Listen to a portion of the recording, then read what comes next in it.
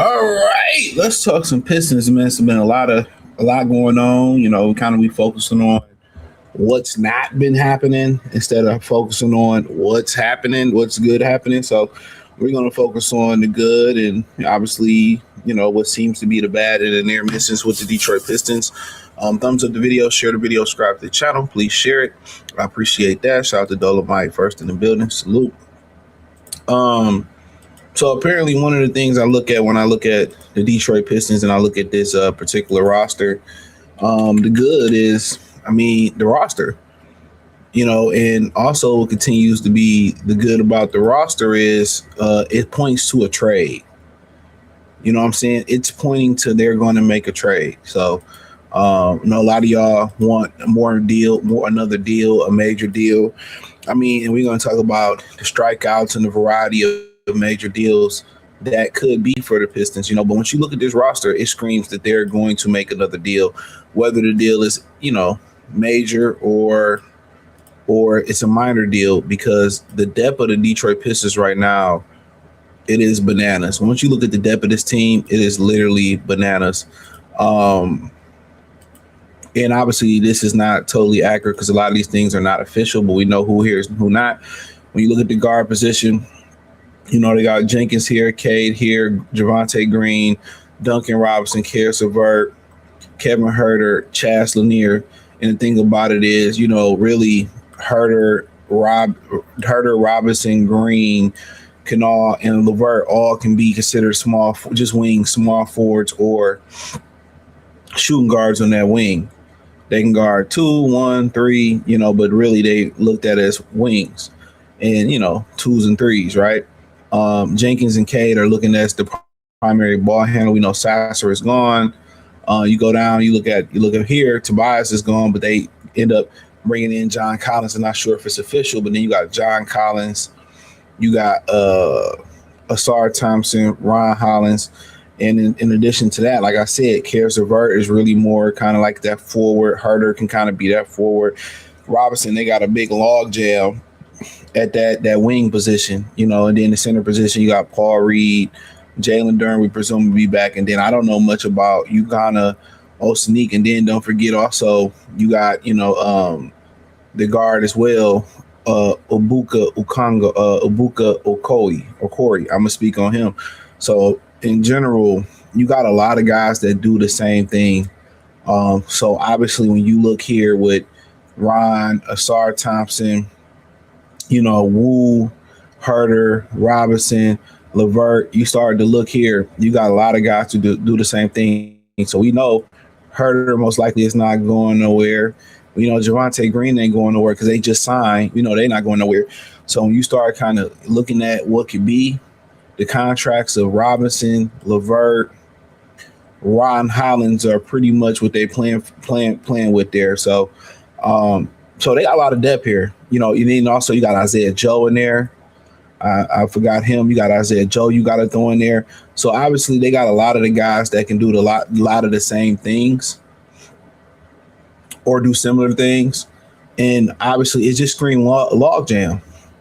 It screams that they're going to make another deal. And ultimately the only thing that they're probably missing, it's probably two major things that they're missing. And everybody keeps saying Trey Murphy or what's the other? I think Trey Murphy or Michael Porter Jr. That's not what you're missing. You're missing somebody that can put the ball on the ground and get their own shot. And obviously they kind of knew that was kind of a thing that they were looking to do with Austin Reeves, Tyler Hero, Kawhi Leonard, the guys that they struck out on, right? So honestly, when you look at the roster, there's only 4 possible shot creators on this roster.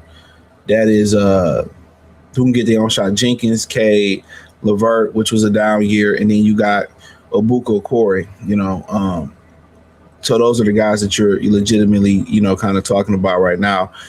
So they got to get that shot creator. Kevin Durant can do it. Trey Murphy is something he can do, but that's not really his specialty. So when you kind of start to look at the guys out there, look at some of the options out there, I feel like you got a couple options. that we know are available. And you're looking at like DeMar DeRozan, who can get bought out. The downside there is the jump shot is not there. You're looking at Zach LaVine. The contract is $50 million. Will he get bought out or not get bought out? If so, how do you make that contract work? So you got LaVine, you got DeMar DeRozan, maybe Malik Monk over there. You know, you put them in the backcourt. Shaden Sharp has come up, but when you start talking Shaden Sharp, you start really talking about the price. Now, that's kind of we talking about the good. So right now, let's get in kind of talking about what they need. Well, before we do that, let's talk about the strikeouts with Kawhi, Reeves. They got Austin Reeves played, Tyler Hero. Obviously, they understand they understand the assignment. They understand the assignment because by going to get Austin Reeves or trying to get Austin Reeves, I think if McCollum hit the market, which I think in hindsight right now, they would have traded for him at the deadline. Because if you can get him for $21-22 million, they struck out on Norman Powell for whatever reason that was. Maybe the interest wasn't there with Powell. Maybe they didn't feel comfortable playing Norman Powell $22 million a year. That's baffling because but also reading about Norman Powell, it kind of makes sense. The Pistons have a log jam. Miami Heat doesn't want to do a sign and trade with Norman Powell, so they didn't want to do the sign and trade. With them not wanting to do the sign and trade, the Pistons had too many players. Right now, they would need to offload some of those players, and to offload some of those players would have possibly meant giving up draft compensation for people to absorb the contract, or you had to find people to take those contracts on. So if Miami wasn't willing to do a sign and trade for Norman Powell, that was going to make it near impossible for that to happen. So that's why they struck on Reeves. They got Austin Reeves paid. The Lakers upped the bag up for him. He stayed in LA. So all the guys they run after, they understand they need a guy in the backcourt with Cade that can get a shot. Now that those options, dried up, with them not getting Kawhi, just strictly not wanting to come here. With Reeves going back, he never wanted to be here to begin with. They just got him some bread. Didn't try to get LaMelo, which obviously that would have been interesting to see how LaMelo and Cade operated. I don't really think LaMelo's fit culture here. So just to get that out the way, you could have got Ja for a little bit of nothing.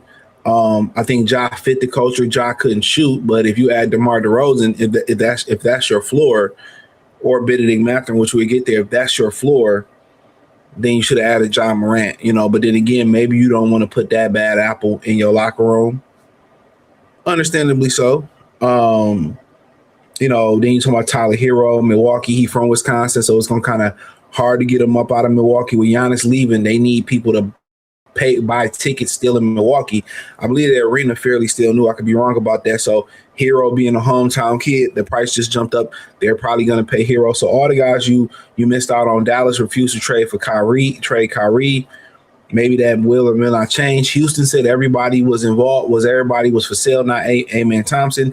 Then they pulled back and said, oh, we're not trading Kevin Durant. So what I believe in that situation is they trying to up the price up for Durant. There's not a market for Kevin Durant, I don't believe right now. Could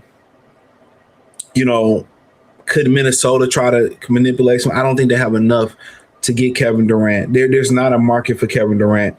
Do the Knicks say, okay, let's get Kevin Durant? The Knicks could do it, but I don't know why would you mess with that chemistry if the Knicks is looking for anything. I think they signed Andre Drummond, didn't they? I think that was smart.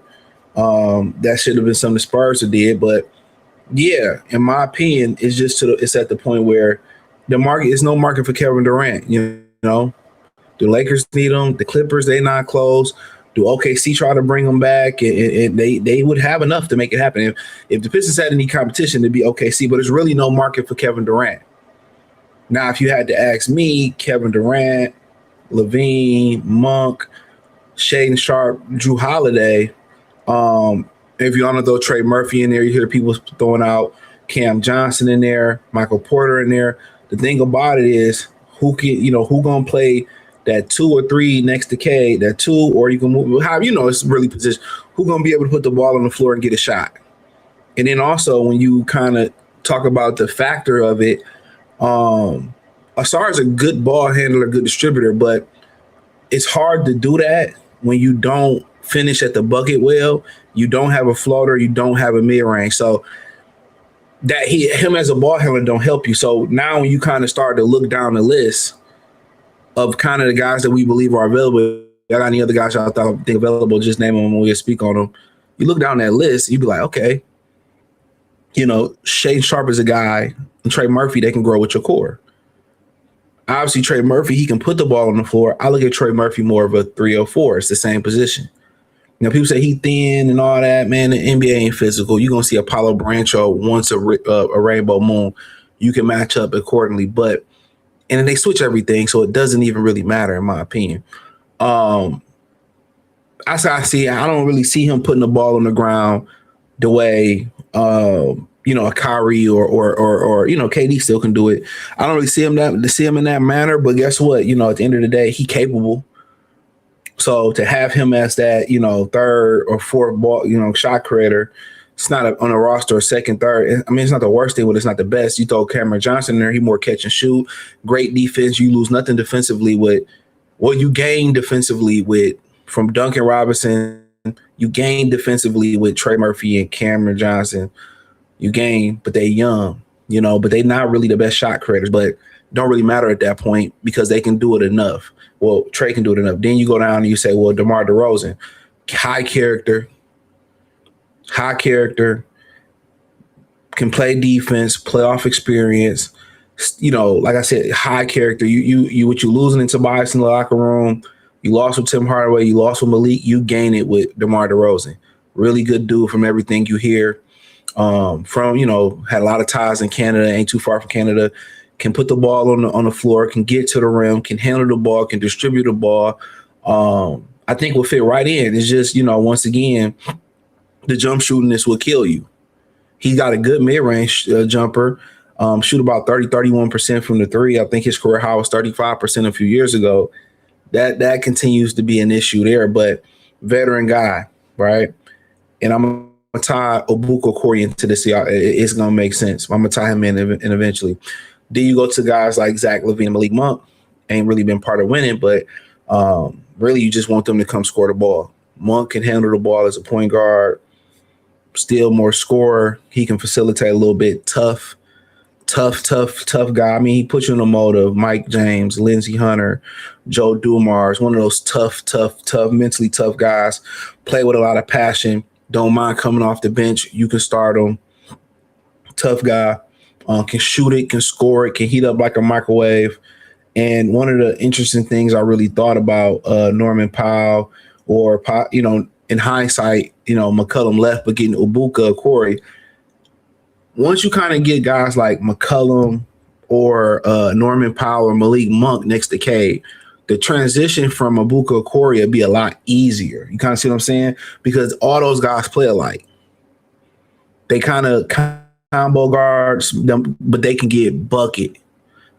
So I think his transition coming up behind a Monk or McCollum or behind a guard that's kind of in his mode, I think that would have been a great transition for him to get in there and really start.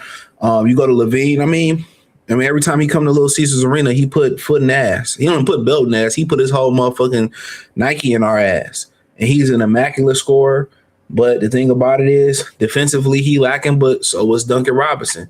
But the one thing that he do best is score. And if you get him play anywhere close to the defense that Duncan Robinson played last year, I think you're happy. And, you probably have him around for 2 or 3 years. Then you transition into Ibuka Corey. Then you make that transition. So he's really good because you don't lose anything. You gain everything offensively from Duncan. You just hope that he gives you the effort defensively that Duncan did. And I think Duncan didn't get enough credit for that. But at $49 million salary, you hope that he get bought out. But can you find a way to make that work? That's up to you.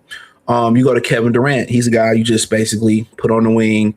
Now, is he the guy that really can put the ball on the court and get a shot like that? No, but you can post KD up. KD still can do that in bursts. KD is going to give you an efficient 20, 25 a night, probably 20 during the regular season. you're probably gonna manage KD to play 50 to 60 games at 37 years old. But once again, going back to Ibuka Corey, if you get Kevin Durant or somebody that's 37 like that, or let's say you get a wild card in Kyrie, which you don't know how much more he got left. Ibuka Corey probably need to be in the lineup playing some minutes, so you can just go ahead and transition from those older players to Ibuka Corey. You go to a guy like Shaedon Sharpe, young guy starting to come into his own, explosive. He gonna sell tickets because he gonna bang on you. You can shoot a guy you could have drafted. You took Jaden Ivey, but it's gonna cost you a lot. Out of all the guys that we named, the highest ticket is Shaedon Sharpe. That's the highest ticket. So you're gonna be giving up 2-3, draft picks, and then ultimately you're probably going to have to pay him pretty soon if they haven't paid him already. So you're gonna have to pay this kid. But I think it's at the end of the day, the only issue about it is I gotta pay him. He just got paid. He got a rookie extension, so it ain't that bad. Okay, all right? I'm paying Asar Thompson. So what are we gonna do with Ibuka Corey? What if he coming to his own? And that's a good problem to have. So I mean, he's only making $20 million, 21. This is a good contract. So by this being a great contract from Shaedon Sharpe, being in the first year of a rookie extension at 21, 20, 20, 21, 20, 23, and 25 million for the next 4 years. I mean, ideally, if I had to be honest, this is who you go after. This is the guy you go after. The money is right. It's probably going to take you like 4 first-round draft picks, Ron Hollins, Karis LeVert. It's probably going to take Ron Hollins, Karis LeVert, and Ron Hollins, Karis LeVert, and 3 or 4 first-round draft picks. To be honest with you, I'd do it. I would do that deal today. Looking at this contract and knowing what this kid can be, I'll worry about Ibuka Corey later. Now, durability, I'm pretty sure it was I don't know what happened with him in college. I still never got an answer with that as far as eligibility. But, there's some hurdles to clear. He doesn't pretty much shoot the ball at the highest clip from the three. He shoot 34%. I think somebody told me in the comment the league average was 36%, 20 points a game, 4.3 rebounds, 2.6 assists. 80 games his first year, 32, I don't know, the second year, 72, the 24-25, he played 50 last year, so obviously durability may be some type of issues. He shoots the free throw at about 80% clip, but honestly, this is probably the guy. The thing about it is you're probably banking a little bit more on upside than anything with him, but he's already started to tap into that upside. So if you can keep him healthy, which ain't no really big thing, if he can give you 60 games a year, you still got Ibuka Corey. All right, before I get to the comments, we're gonna get to the next guy. Now, this is probably the ideal guy. If you're trying to win a championship right now, this is probably the ideal guy. Now, a lot of people on Facebook didn't like this, but Jrue Holiday. The ticket won't be too expensive for Jrue Holiday. I think he got 1 more year left on the contract plus a player option. He's 36 years old. So, and I say this continues to be the ideal option situation because I think Jrue Holiday at 36, I think you can get 2 good seasons out of Jrue Holiday. He probably opt into this player option. You probably get 2 good seasons out of Jrue Holiday, and you probably get 2 really good seasons out of Jrue Holiday, and you can hand the keys over to Ibuka Corey. Now, we talked about the character of DeMar DeRozan. Well, the character of Jrue Holiday is, damn near second to none. Maybe him and Mike Conley, and I know a lot of people, that's not a sexy name, but one thing about Jrue Holiday, he brings championship experience. He brings high character. He's shooting the ball at a good clip. He was around a bunch of young guys in Portland, so he's always in mentor mode. He can defend at a high level. He shot the ball at around 37% from 3 last year. He can handle the ball when Cade. He's played off the ball in this league coming out of UCLA. He's played on the ball. He can be a difference maker. And guess what? He can mentor Ibuka Corey, and then he can help transition Ibuka Corey into being a full-fledged point guard, or the guard to play next to Cade Cunningham. So I think he brings a lot of insight. For a guy who came into the league and wasn't the greatest shooter for Asar Thompson. a guy that can put Cade off the ball, and Cade, you can put the ball in his hand and Cade can trust him. You can post Cade up a little bit more. I think in situations for spacing, you lose nothing in spacing and shooting. You lose nothing defensively. Going from Drew Holiday to Duncan Robinson in that position, is maybe Drew Holiday shoot the three at a 37% higher. At a 3 or 4% higher clip. But if Drew Holiday gonna give you 37% shooting from the three, I don't think ain't nobody hoop hollering here about it. That's above league average. But if I'm the Pistons, and if you have me to blind rank the guys or just rank the guys, about 38%, by the way, and a good free throw shooter. If I had to rank the guys as far as who I would go after, it probably would be Shaedon Sharpe number one, and right behind Shaedon Sharpe, I'm probably going after Drew Holiday, honestly. I think Drew, you can make a case for Drew too. It's just that Shaedon Sharpe contract is so beautiful. I think you put Shaedon Sharpe back there with Cade Cunningham, you have a big backcourt. And if Shaedon Sharpe and Cade gonna take some games off, you got a Buka core, you got Dennis Jenkins who showed to be able to. The Pistons got people to blow to make a trade. They got to make a trade. It's too much of a log jam, right? But I think this guy is just the ideal guy, to be honest with you. 6-time all defensive, sportsmanship, character, 2-time NBA. He won 2 championships. Damn, Drew Holiday won 2. Who he won another one with? Am I blanking? I know he won 1 in Boston. They ain't win 2. Who the hell Drew Holiday won 2 championships with? Oh, he was in Milwaukee when they. Yeah. He was in Milwaukee when they won it. Fuck, I forget about that championship. Hey, I forget about that championship in Milwaukee. They played Phoenix, right? It wasn't that bad of a championship. So, Drew Holiday contract, I just put it up on the screen. Yeah, this year's about 35 million. Next year, if I'm the Pistons, dude, I'll probably do this. I just think he fit the bill. You can transition to Buka Corey. And now, if you haven't seen the Buka Corey play, and you wonder why I keep bringing his name up, it's fucking. His story is phenomenal. He is phenomenal. Jesus Christ, I've really when I look at guys like Acuff and Darren Peterson. I thought Darren Peterson was by far the best player in this draft. I'm not gonna miss no words. Shout out to Ohio. I thought Darren Peterson was the best player in this draft. I know a lot of people said I was crazy about AJ DeBunston. Darren Peterson is the best player in this draft. I don't think it's close.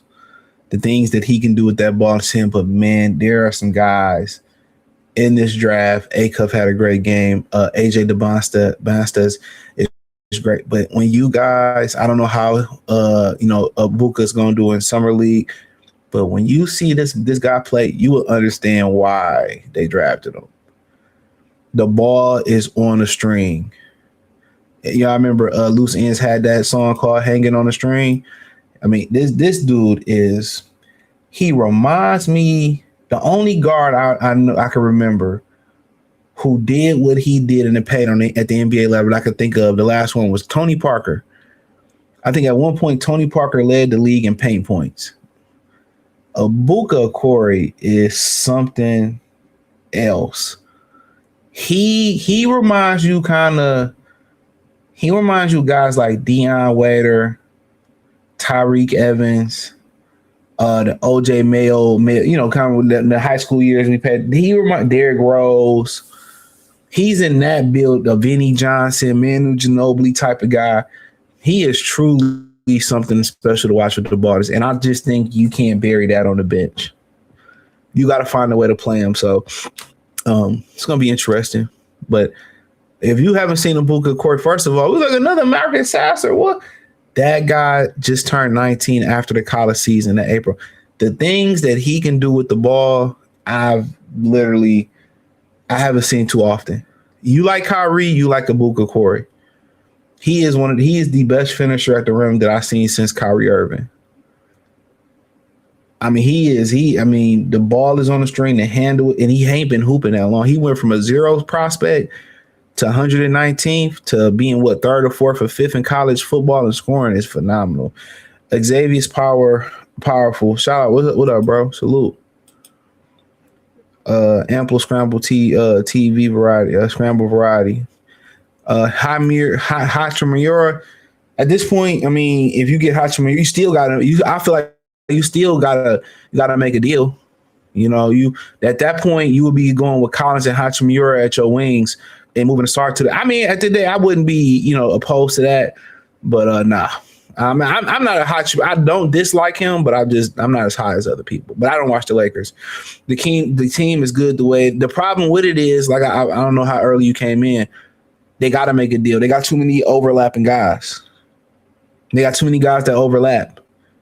So the team has a lot of depth. And also, if I had to make another suggestion, is try to go get a stretch five guy. So they got to clear some room up regardless. They got to clear room. So they have to clear room. They got too many guys at the same position. So it screams when they start signing back Herter and they start signing back who else they sign back Herter and Javonte Green. It screams they're gonna make another deal. Shaedon Sharp has some real low IQ plays, ball hog moments this last year. I didn't watch him like that, and I can definitely understand that. You know, playing next to Drew Holiday and you ball hogging. That means there's some, he young. But, fortunately for the Pistons, they can use some ball hogs. They need a ball hog. Am I lying? Do the Pistons need another ball hog? Believe it or not, Cade Cunningham isn't a guy that want to score and take that many shots. You can watch the way he play. He don't want to be that aggressive scoring all the time. He kind of reminds you of the guy we should have drafted over Killian Hayes and Tyrese Halliburton. Like, you really got to put a fucking gun a la Gucci Man and Pooh Shiesty to these ninjas' head. I don't know if y'all seen that. Boy, oh boy. Y'all young guys, man, I ain't calling y'all YNs because all y'all ain't no YNs. That sound ignorant. Y'all young guys, man, think before you do, bro. Before you post something on the internet, just read it.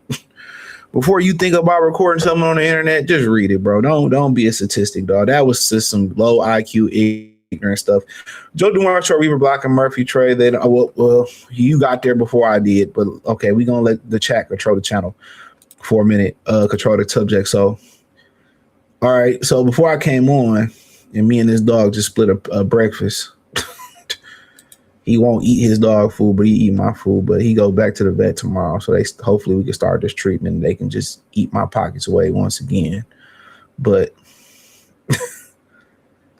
hold on, I'm trying to hold on. So apparently, we all was under the impression that Trey Murphy was going for 3 first-round draft picks, but apparently the rumor was he was going for 4.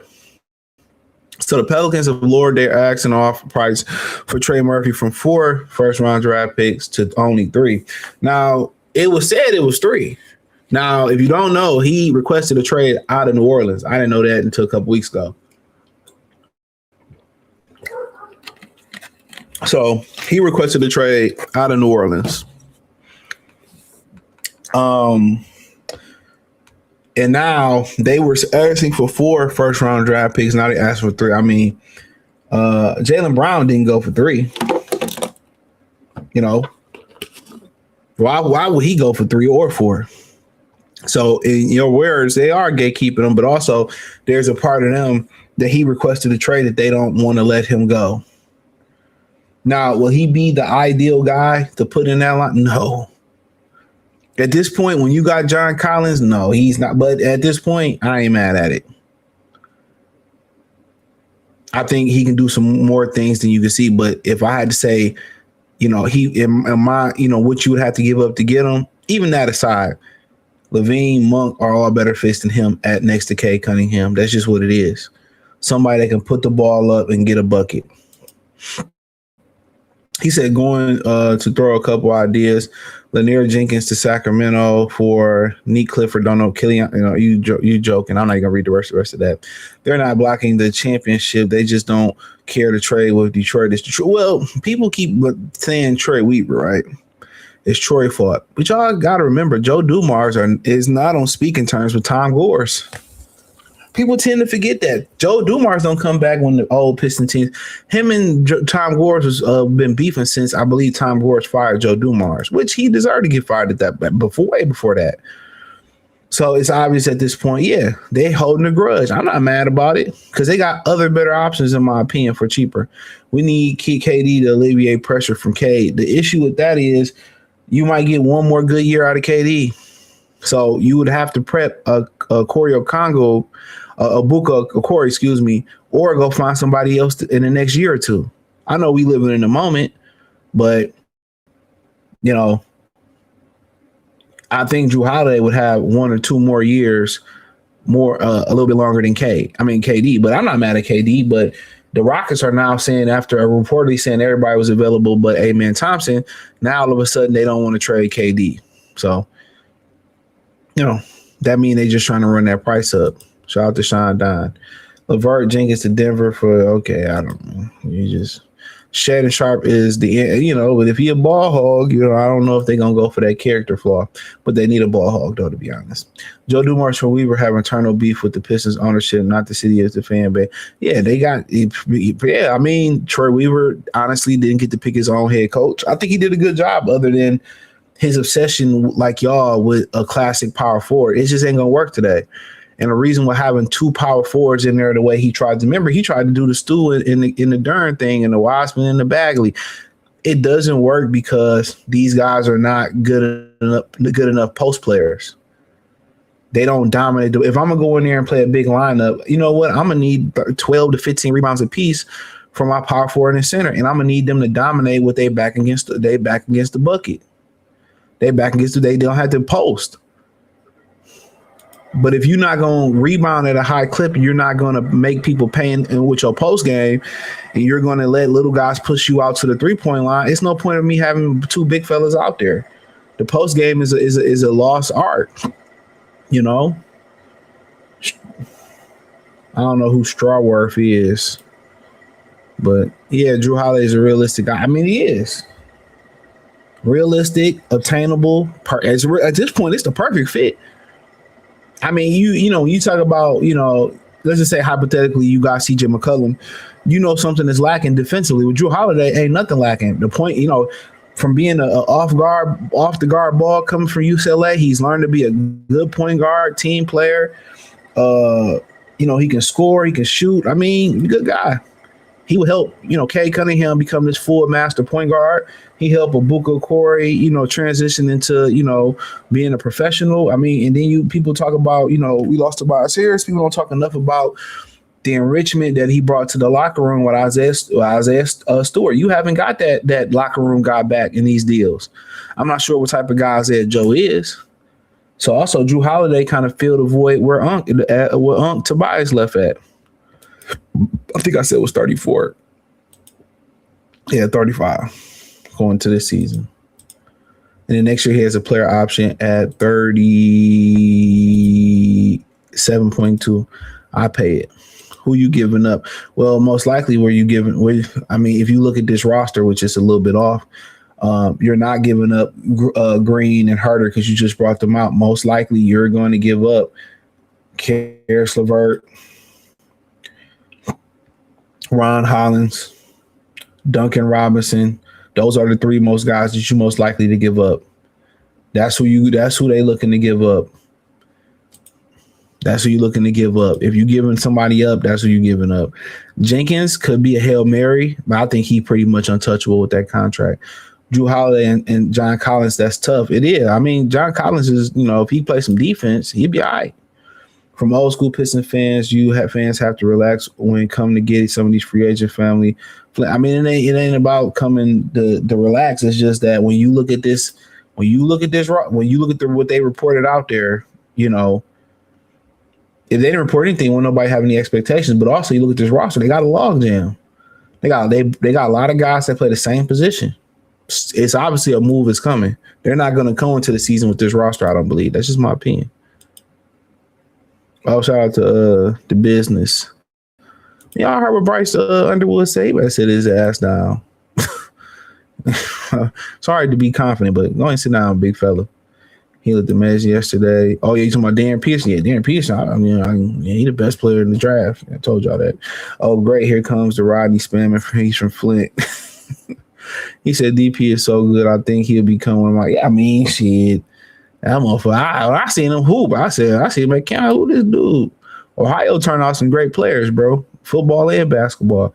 Can't wait to see the kid shine. KD is old, but he still got the tank. Yeah, and you got the guy to transition into, whether it's Shaz in there, whether it's Abuka Corey, they can make that transition. That's why you can go old, you can go young. You go young, you just got to figure out the crossroads when it come time to pay guys. But you always got to have your eye on the future. Shout out to Jay Breek, and you always got to have your eye, on what you got right on the present. So, like I said, the drafting of Abuka Corey allows them to do whatever they really want to. Even if they want to throw him in the starting lineup, they can do it. He's like a mix between Tyrese Maxey. I seen a little Dame time in his man. I can't even compare him to Tyrese Maxey to keep it being. They ain't no. I see why y'all get that comparison, but really he remind me of Kyrie, bro. I ain't saying he Kyrie, but he remind me of Kyrie. Maxey is nice. I like Maxey Tate, but he ain't as creative with the ball. Maxey is straight, boom, one move, two move. But he just really creative. His ball dribble and finishing is more creative than Maxey. Therefore, Maxey is, very effective. It's just how they get it done. You know what I'm saying? It's how they get it done. That's what I'm kind of speaking on. Not effectiveness. I don't think KD has a lot left in the tank. The Pistons got enough. I can see that. The Pistons got enough in the roster to get KD. If KD get them 50 to 60 games, and then he can get you to the playoffs, that's what you get them for. Same thing if you was able to get a guy like Kyrie. You want 50, 60 games and get you to the playoff. You just need them to get you to the playoffs. Go look at Jalen Pickett for I don't know nothing about the Nuggets. They has-beens. They got Bruce Brown still out there too, by the way. A-Cup shot looking bad. Summer league. This motherfucker's probably was out there drinking Patron. These dudes just got drafted, bro. These dudes, they probably partying. They got that advance money from their agent. They just got drafted. Everybody think about the hooping dog. These dudes just got drafted. The court probably smell like tequila and some motherfucking kush.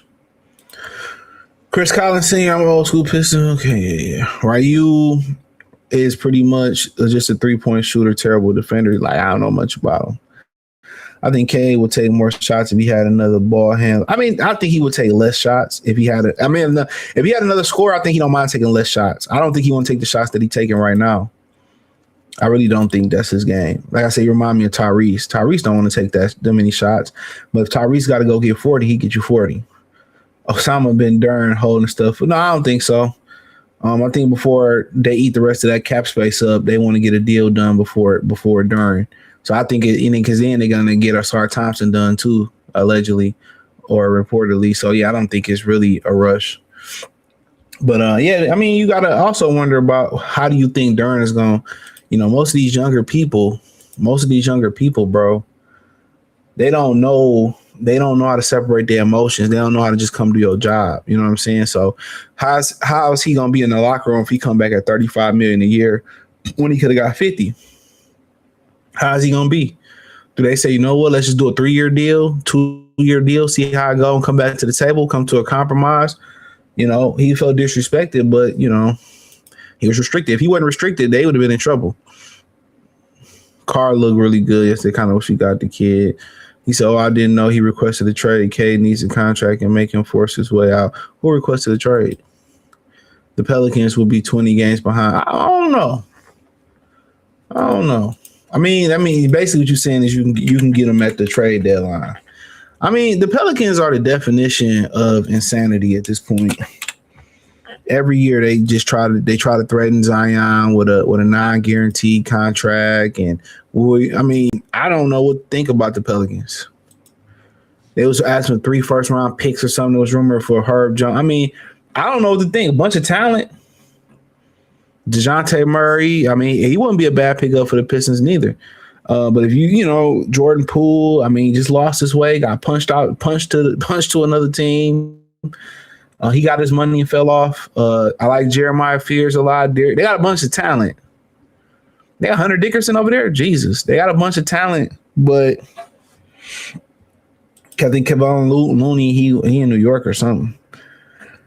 Yeah, I mean, a bunch of talent. I don't know what they're doing, to be honest, in New Orleans.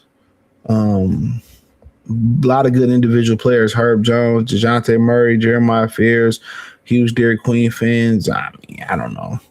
They trying to force Zion. I don't know what to think about the Pelicans, bro. All that talent, man. You just think, hey, they that talent, they should be at least a 40, 50 win team. I'm telling you the best deal. Okay, you just keep scamming. I don't care. KD has only played one game in the last playoffs. He was injured. I feel like that was fishy though, but that's just me. K, Collins, Murphy got the same agent. Yeah, he's been injured to the playoffs.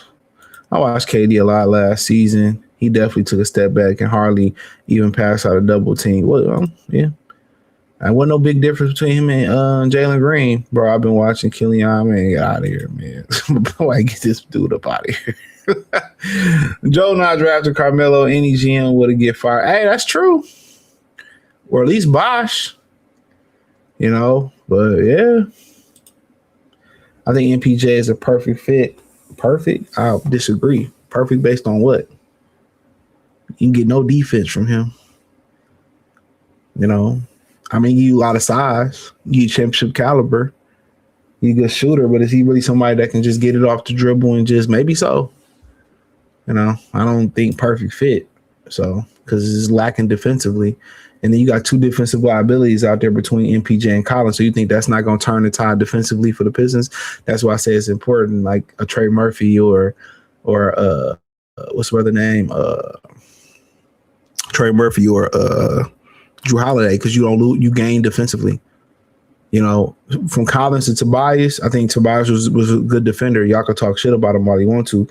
But before Tobias got here, you know, they was playing Stu at the 4. They was getting murdered. The biggest difference turning it around defensively was getting Tobias to stabilize that 4 position defensively, and they turned it around defensively.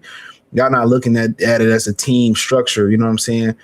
In that lineup, if you gonna put somebody different outside of Duncan in that lineup, you really want to gain somebody who got great defense. If you can gain defense, K, Asar, whoever you get to add defense, and then JD is not a bad defender. He's a pretty good defender too outside the playoffs. You only got one liability in Collins defensively. If you go out there and you get another liability like a Michael Porter Jr. defensively, that changes the DNA of the team. Kind of see what I'm saying? So what was really the purpose of trading Stu? Get Isaiah Joe? Maybe. KD averaged 28 points a game, 8.1 rebound, 4.9 with the Suns and the playoffs. Suns just had any cap. Yeah, Bradley Beal's still out there too. I don't know if you want him. He coming off a broken hip. Drew Holiday's a great player, locker room guy. Yup.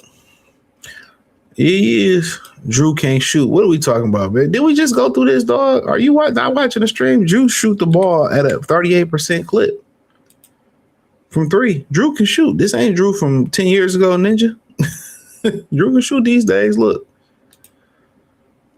Shot the ball at 38% from 3, 45% from the field.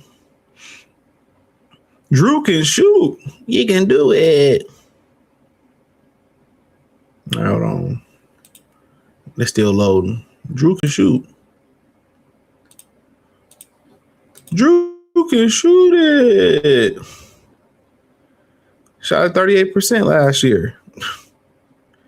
The year before that, 35. The year before that, 43, 38, 41, about 40%. Yeah, Drew more than enough can shoot it. He can shoot it. This ain't Drew from 2K11, nigga. You know what I'm saying? He said, I can get to see them a lot more. Why is Cass versatile on the team? Because they need that contract to make a trade. I'm telling y'all, a trade is coming. I don't know if it's going to be the trade that y'all want, but the trade is coming. How do you think the Pistons match up with the Raptors and the Heat? I ain't worried about no goddamn Heat. Who do the Heat got? The Heat is not a non-factor, bro. I'm not scared of Giannis and fucking Bam. Ooh, I do like the fact that they got Nikola is gonna have to step it up. I like him. They got to. I don't see much. They got Tim Hardaway Jr. I think Chris Middleton to be. They lost that trade in my opinion. You know, Wiggins is they got a good front line. Defensively, Wiggins, Giannis, and Bam. I mean, elite they elite defensively. Yeah, I mean, they might be up there with us defensively, honestly. They gonna be Davion Mitchell, Andrew Wiggins, Giannis. Ben, they are an elite. They have elite or 4 elite defenders. Definitely do. Now, where they lacking at? Where they lacking at is in the shooting category.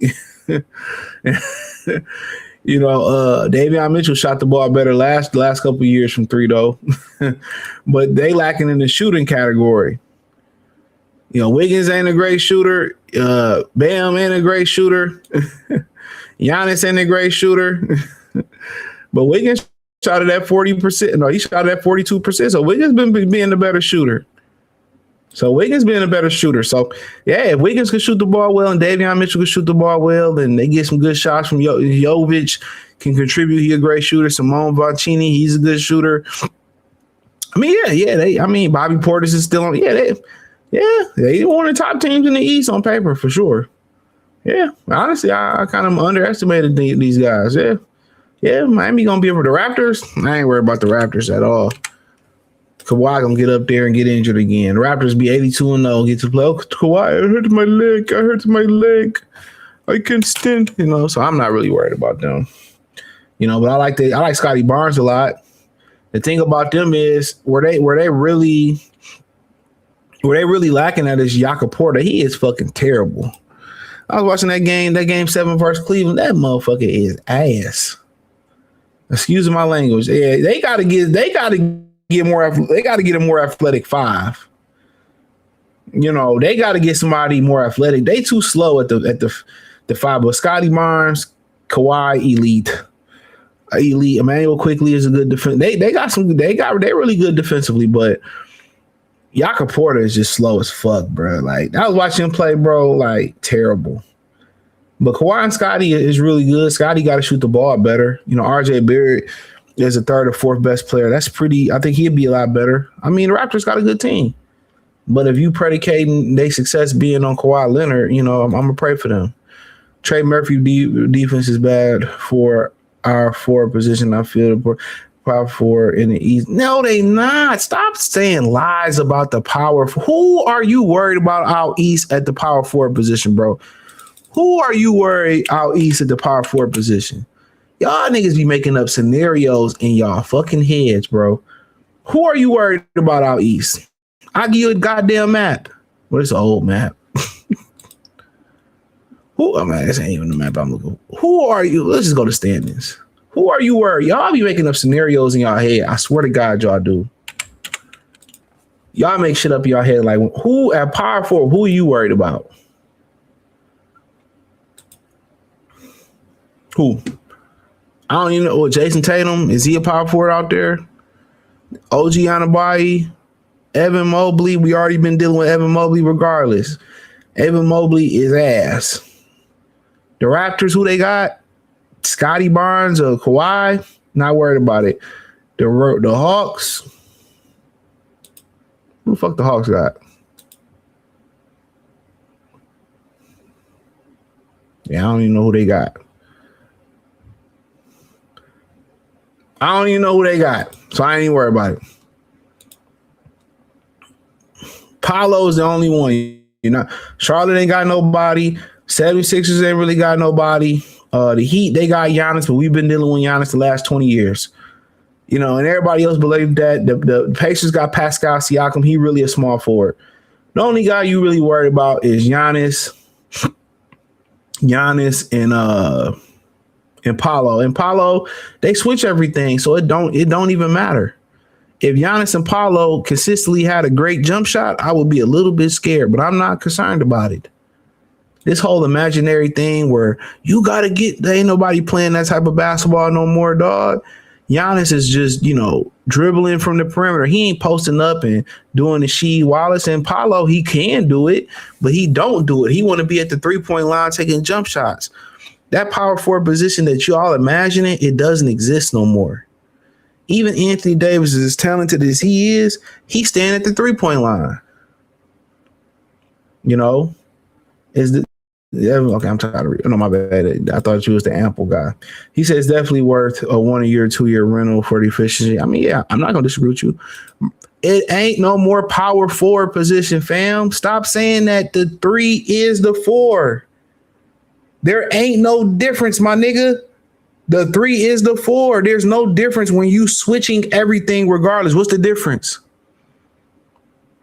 What power forward playing like a power forward, bro? I'll wait. Who playing like Chris Webber? Who playing like Rasheed Wallace? Who playing like Tim Duncan? I'll wait. They not in the post killing shit. They at the 3-point line and they might dribble to get in. Like, what basketball are y'all watching? Like, what basketball to make you think, oh my God, they have a power forward? They all start off at the 3-point line. They all at the perimeter. Nobody's posting up, making passes out the double team, doing the sheet turnaround, doing the sky hook or the drop stepping with a purpose. That shit is over with. They all at the perimeter, dribbling the ball, going off the dribble, trying to get to the rack. It's a rack. It doesn't matter whether you play Asar Thompson can guard them all. Because everybody play alike. Even though the centers are nothing but power forwards yesterday. And they the power forwards like Dirk Nowitzki power forward, my nigga. Terry Mills type of guys that live at the 3-point line. So where is this imaginary thing where you're not strong enough to play? Ain't none of these dudes playing with power, no way. You can't touch nobody. So where do strengths really matter at? Because we're not talking about, other than Giannis, we're not talking about nobody consistently going out there getting 12 to 15 rebounds. So what are you concerned about? That's my thing. What are people concerned about with Murphy playing the 4? He gonna get stronger. He'll get stronger as life goes on. He's gonna get switched on Giannis sometimes anyway. He's gonna get switched on Paolo. The way they switch baskets, they can get switched anyway. You're gonna get whatever matchup you're gonna want to get in this league, you're gonna get switched. Jaylen Brown, for God's sakes, was in that last series versus Philadelphia. He was guarding Joel Embiid. Literally, what NBA are y'all watching? This is not 2001. This ain't live with Jason Kidd on the cover. This ain't live with Vince Carter on the cover. Them days is over with. We seen it firsthand in Detroit, putting Isaiah Stewart. Oh, you need a big, strong power forward. You put Isaiah Stewart at the 4 is the worst the Pistons defensively been since the turn of the century. This imagination that y'all think this position, it ain't. Realistically, you're playing with 4 wings and a power forward if we're going by the 90s and 80s and early 2000s. That's what you're playing with. 4 wings and a power forward. All 4 of these guys sit at the 3-point line, and the power forward damn near sit at the 3-point line too. This ain't where Dennis Rodman is getting 15 to 20 rebounds a game. This ain't Mikal getting you 12 rebounds a game. This ain't Ben Wallace getting you 15, 16. This ain't Dwight giving you 20 rebounds a game. Them days is over with. Everybody played the perimeter. That's why you see the rebounds are not as high as when Sir Charles played, when Hakeem played. It's not the game that y'all think it is. And I can't believe y'all watch it more than me, and y'all can't see that. They don't really fight through picks. They switch everything. You can get Harden on Paolo. You know what I'm saying? Like that's crazy, bro. The way y'all look at the game is crazy. Like, it doesn't matter. Regardless, you're gonna switch. They're gonna switch. That's just what it is. Where he's more of a tool, it doesn't matter at this point. It's positionless. You got 4 wings out there. You don't even have point guards out there. You got 4 wings and a power forward. That's how basketball is played. 4 guys sitting at the 3-point line. The power forward is kind of maybe the 3-point line. Maybe I get a fucking rebound. Maybe I won't. Just look at the way it played. Now, if you're talking about, hey, we're going to put the 2000 Portland Trailblazers out there, I mean, yeah, we might be having a different conversation. The 2000 Pacers with Dale Davis and Tony, hey, we might have a problem on the boards. It ain't like that no more, homie. Look at the rebounding. They ain't rebounding. You can't touch nobody. You can't bump nobody. You can't box nobody out. It ain't about strength no more. It ain't about that no more. That's what I'm trying to say. Y'all watch it more than I do, and I could watch it for 5 minutes and tell you that. Everybody shoot sitting at that goddamn 3-point line. Everybody. You know? So, yeah, when people kind of get into that mode, that shit, I'm like, what are y'all watching? It's like if Paulo got into the post and then posted up 20 straight times on Trey Murphy and that motherfucker had 40, 50, 60 points, then I'd be like, hey, man, nigga, we got a problem. But then again, that's why you got a roster. That's why you match up. That's what made Isaiah Stewart so important, because we can match up. You know? That's what Tobias was so important for. You can match up. That's why you guys missing a lot. Okay, I don't know. This ain't a Denver show. Why do he feel disrespected? He disappeared during the you don't necessarily pay guys for what they did. You pay them based on where they going. That's where the disrespect is going at from Jalen Durant. You pay guys based on where they going. You don't, I mean, remember they was handing out, I always remember this, they handed Buddy Hield that contract for $100 million. He ain't did shit because they're basically paying you on potential. That's it. It's like they're paying you on what you done and where you going. You know what I'm saying? You see Tari Easton got an $85 million contract. You know, he was solid, but you know, $85 million solid, even with inflation, no. But they're paying him based on where they project. They gave Jabari Smith all this money. What has he done in the league? They paying him based on where he going. Jalen Green got a 3-year contract, $100-some million. You know, did he really deserve it? No disrespect to him, he's a good player, but $100-some million is basically where you're going. They paying you on potential. Trajan Tragic Langdon should be fired. And well, it's a little bit premature, fam. Let's just wait till we get to the fall and really start judging him. As of right now, he's not a good GM. We got to wait and see. But this is his first impression. This is his first real impression. So let's just be patient. We can't just jump on him. Let's be patient. How do we know that JD and his agent are thinking? He restricted.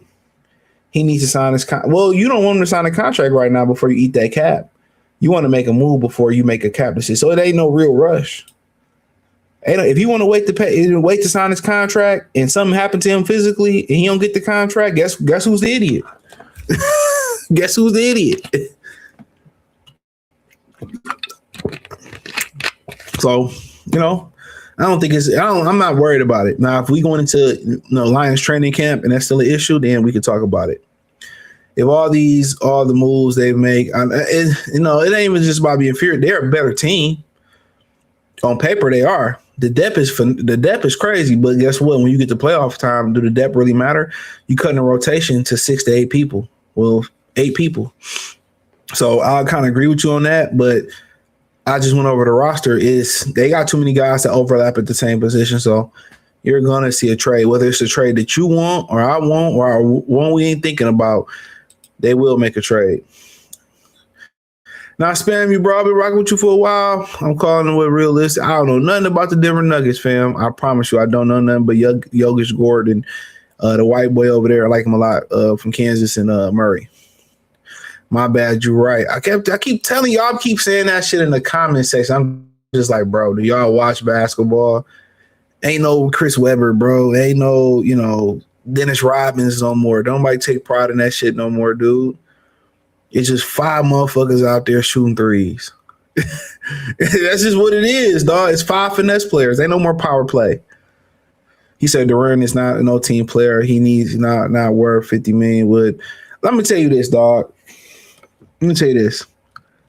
If you went for a job, bro, right, and they told you eligible to get $50 million a year, and you feel like you're exceptional at what you do, and you think you're gonna do exceptional, and you gonna want what you're entitled to.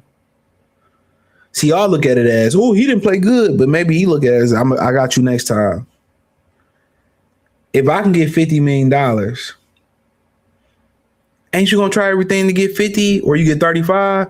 You gonna try to get your money, man. You can't knock nobody trying to get their money. Get out y'all fan feelings, bro. If that was your son, he had an opportunity to get $50 million and he had the best year of his career from year 3 to year 4. He had a monster jump. He got better. He had a bad playoff series. The previous series, he got bad. He played bad because he's in foul trouble. This year, he played bad. Whatever. But he had an opportunity to get $50 million. You're going to try to do everything in your power to get that 50. Maybe I don't get to 50, I get 45. Maybe I don't get to 50, I get 40. But you ain't gonna just bend over and just take what they give you when you entitled to something else. You're gonna find a way to get to 50, whether it was trying to, get with Sacramento or with the Lakers to get your 50. You want to get your money. You entitled to it. I made NBA all third team. Everybody looking at it from the point of view of, oh man, he should just take what he get. Man, if that was your son, if that was your daughter, if that was your nephew, niece, and they had opportunity to get $50 million, you gonna tell them do everything in your power to get your 50. He's entitled. The NBA say he's entitled to the 50. So I'm not. You won't hear me hating on him getting his money for what? All right, if I gotta bend over and take that $35 million, all right, man. But guess what? Every last bone in my body, every last drop of energy, I tried to get my 50. I ain't never here to tell nobody not to get their money. If the NBA say you entitled to your 280 something $million, you entitled to it. You're gonna try to get it, bro. Everybody say, oh, you should just be a team. Fuck all that team player shit, because if something happened and this team players and these fans ain't gonna make sure my family eat, he doing his family a disservice by not, getting the money, bro. Don't just look at it from a fan standpoint of view. Look at it as, this is a man feeding his family. If I told you, hey man, I know we agreed if you do the job, I was gonna give you $500, but here go $250. Then we probably gonna shoot the fair one. We gonna shoot the fucking fair one. MPJ had a 97.6 defensive rating in the championship. I remember that. There's some analytics I don't believe. Maybe I'm wrong, but shit, I ain't seen that type of defense out of MPJ. I ain't seen that. Maybe I'm mad. Hey, shout out to you. I don't really believe in analytics like that. Kings buy out DeRozan would be a good fit. Levine would be even better fit. Scoring, ball handler, defense. I mean, DeMar just can't shoot, but I'm at this point, I'll just take it. Facts on Kawhi, yeah. We need Peyton Watson. I heard he won like $25 million a year. Did I hear that right? Or read that right? I already think Terajan wants to start. It don't matter. It don't fucking matter. 2, 3, 4. It don't matter. It literally don't matter. But if it did matter, you talking about MPJ, you talking about, it don't matter. Honestly, it don't matter where he at. He can be the 4. He just got to be able to hit that corner 3. He got to be able to finish it. It don't matter. It don't matter. Right, so remember that series. He said Giannis, Scotty, Cat, Mobley. What are you talking about? Giannis is the only power forward. Scotty is really a small forward, fam. Randall, who he play for? Who Julius Randle play for? The Brooklyn? Randall is like Odom on steroids, and Randall is not. Mobley, we already played Mobley. He have a good game here and there. Nothing. Jalen Johnson is a small forward once again. Jalen is a small forward. Scotty is a small forward. Giannis might be the closest thing to a power forward, but he played at the perimeter. Cat is a center. What are you talking about? He plays the center position. He matches up with Durant, and once again, he ain't nothing but a power forward anyway, or another guy playing at the rim. None of those guys that you name are cause for concern, not named Giannis. Not named Giannis and Paolo. You didn't name Paolo. Not named Giannis and Paolo. None of these guys. Scotty is a small forward. Cat is a center. Randall he can't go right. He been in the league for how long? It can't go right. Mobley is solid, but Mobley is not nobody you scared of. Jalen Johnson is a small forward. What are you talking about? You're making my point. Paulo Siakam is a small forward. Size don't really dictate nothing. For years, Kevin Durant was 7 foot playing small forward. What are we talking about? If we talking about size, Giannis is 6'11". Shouldn't he be a center? Kevin Garnett for years was what, 6'10", 6'11", 7 foot? He was a power forward. Tim Duncan for years was 7 foot. He was a power forward. Don't forget, Ralph Sampson and Hakeem Olajuwon, they was the twin towers before Ram Sampson got hurt. Both of them were 7 footers. What are we talking about? Siakam is not somebody that you're going to post up and you're going to punish him in the post. You're not going to punish nobody with Siakam. You're not punishing nobody. What are you talking about? A power forward is she. Jermaine O'Neal, Chris Webber. Kevin Garnett, Dirk Nowitzki in the post. Those are power forwards. You're naming Jalen Johnson a wing. You're naming Scotty Barnes a ball handling wing. You're naming Julius Randle another ball handling wing who can't go right. Evan Mobley doesn't even play like a power forward. He stay at the perimeter. When he does go into the paint, you know, it's a beautiful thing. Paolo is another guy like Siakam. He play at the perimeter. We're not talking about guys who play from the post. They're not threats. They're not threats consistently. If I got a nigga 6'10" at the 3-point line, I'm patting him on the back. Take the shot, big fella. Dribble it from the. I'm happy with you out there. You're not hurting me. You're not punishing the defense. What you mean we ain't got Collins? You just took Collins for Tobias Harris. They both the same player. What are you talking about? Tobias Harris is a power forward today. 20 years ago, he'd be a small forward. What are you talking about? Y'all put Stewart at the power forward. What happened? What happened? You had the worst defense in the league. What are you talking about? What are you talking about? What did you get Collins for Tobias for? That's your power forward. Collins is not a wing. He's not Jalen Johnson. He not Pascal Siakam. No. He can attempt to guard those guys. What are they talking about? I don't get where y'all talking about basketball wise. Do you know what a power forward is? Do I gotta compromise copyright to show y'all what a power forward play like? They literally don't know basketball. If you at the 3-point line as a power forward, 60, 70, 89%, you're nothing but another wing, bro. If you sitting in a corner like Bruce Bowen, what do that make you? Another wing. Siakam is not down there punishing niggas like, no, not at all. Siakam is out there dribbling, facilitating just like Scottie Pippen, a point forward. Come on now. Nobody is now. If you tell me you go out there, you put Chris Webber, Prime Webber out there on John Collins or Trey Murphy, then nigga, we got a problem. But guess what? If you put Prime Shaq out there, who holding them? Who right now you put Prime Shaq out? What's nobody holding them? It's some people, nobody. Wilt Chamberlain, there's some people other than Bill Russell, nobody holding them. Those are now. You put Shaquille O'Neal right out there right now, Jokic couldn't hold him. AD couldn't hold him. Healthy Joel couldn't hold him. Jakob Porto couldn't hold him. Jalen Durant couldn't hold him. You put him out there right now. It's certain players that you just can't hold. Guess what? Prime LeBron, you couldn't hold. You don't have those players today, bro. Those players do not exist. I hate to break it to y'all. Anybody that stay at that 3-point line, they're not a threat. They're not a threat. They're not a threat. Who is playing physical basketball, bro? Who is playing physical where you can even touch somebody without going to the foul line? Who is playing with a point where you can move somebody around without getting a foul? Oh, he little. Who really doing that, bro? That's why I don't understand. Y'all living in a fantasy world, bro. Nobody playing that physical brand of basketball no more. The Pistons too physical and they barely touching people.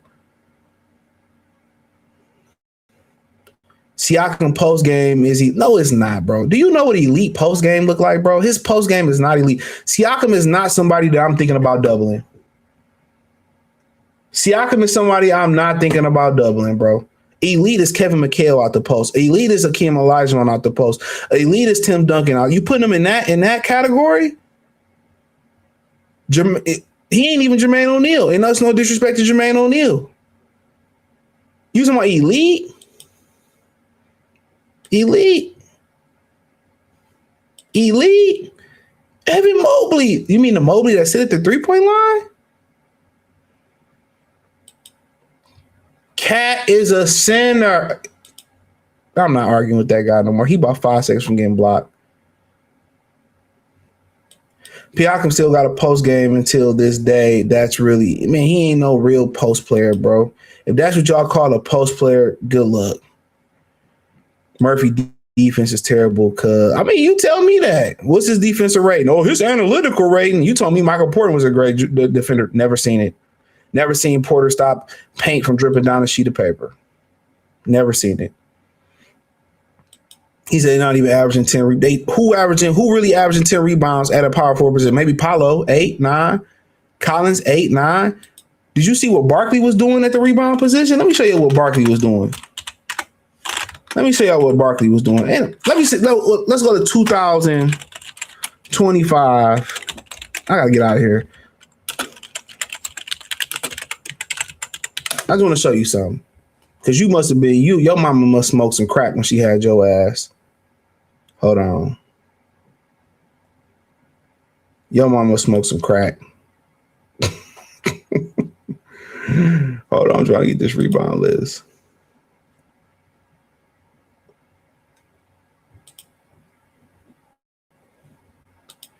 So you had 1, 2, 3, 4, 5, 6, 7, 8 players who averaged 10 or more or double-digit rebounds, which is pathetic, by the way. Evan Mobley averaged 9. Drummond still was one of the top leader getters somewhere in there. I was just seeing his name. He ain't even a full-time player. So you had Jokic, right? So hold on. I'm going to pick a random year.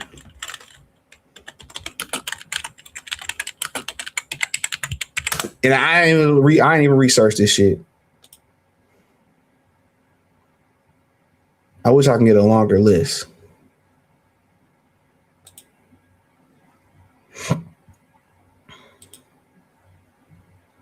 Hold on.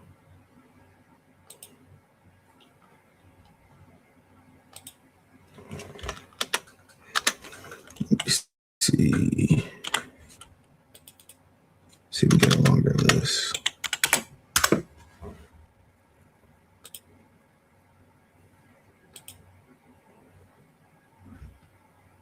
I lied. Come on, man. Look what Robin was doing. Look what brother Robin. 16 rebounds a game, brother. 11. I can't find Barkley. Well, Barkley had 9 points. No, that's Oakley. I can't find Barkley on this one. Damn, Grant had 9. Let's go to the next year.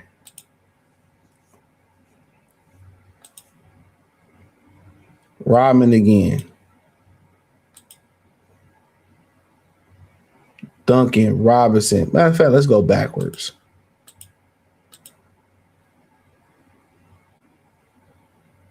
Fuck Rodman again. 17 rebounds, 12. I'm trying to get Barkley in there.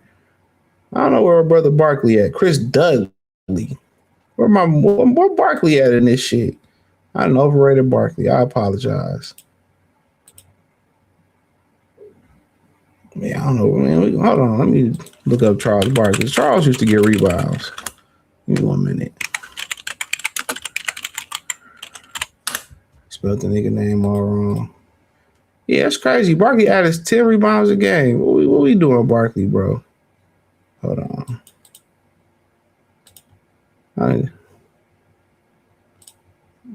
Oh, y'all can't even see the screen. I apologize. I'm putting these numbers up and shit. Hold on. I don't know what the fuck happened on what list I was looking at because Barkley wasn't. Look at Barkley. 6'5", 8.66, 12, 13, damn near 15, 12, 12. Come on, man. Look at Barkley. Every year a double-double. Man, you ain't dealing with that no more. Come on, man. He said the game is going back to that. Where? Where is the game going back to what at? You saying Pascal Siakam average 10 rebounds? Maybe you might be right. Maybe I'm tripping. 6.6, nigga. Who else you have? You said Pascal Siakam, right?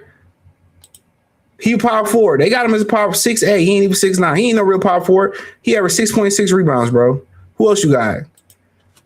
Paolo. He about 8'9". 8.4 rebounds a game this season. Okay, who else you got? Giannis is 12. regardless if he played last season or not. Who else you got? Who else did he mention? Scotty Barnes.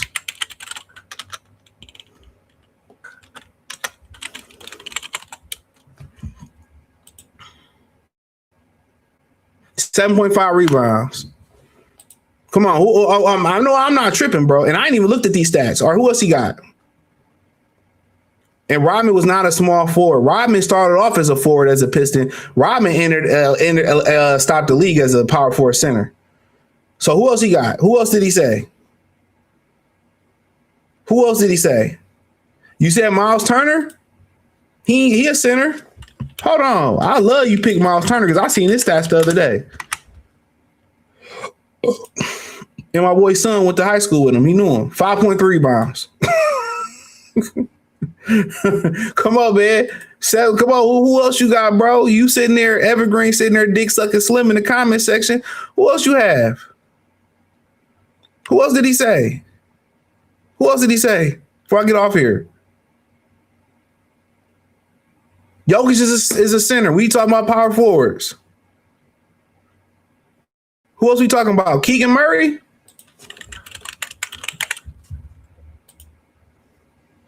.7 rebounds in. Or what are we talking about?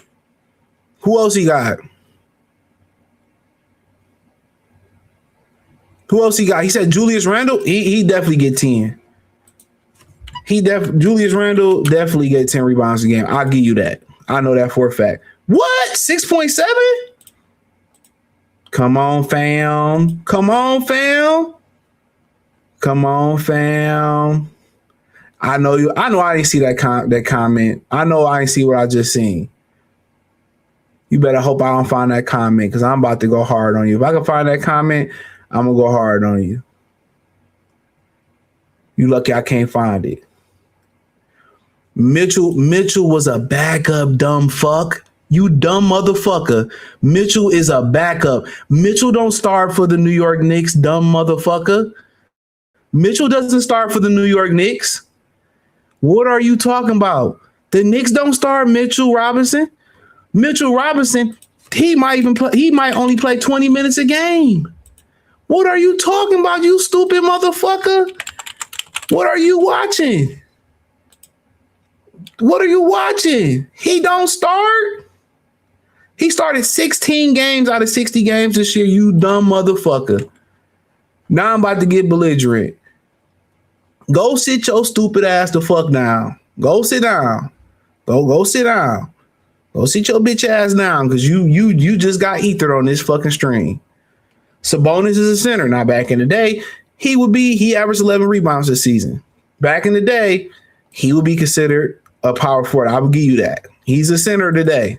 So we're talking about small forwards. We're talking about small forward. And he only played 19 games, so we can't even count that.